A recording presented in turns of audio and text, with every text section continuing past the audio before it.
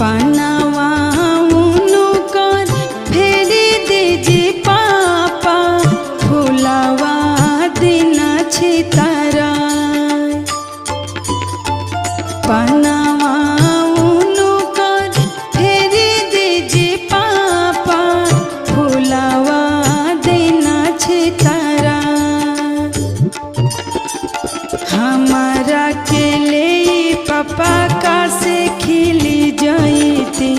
साजन लवटी घरे जा अरे हमारा के ले पापा जांघे बैठती साजन लवटी घरे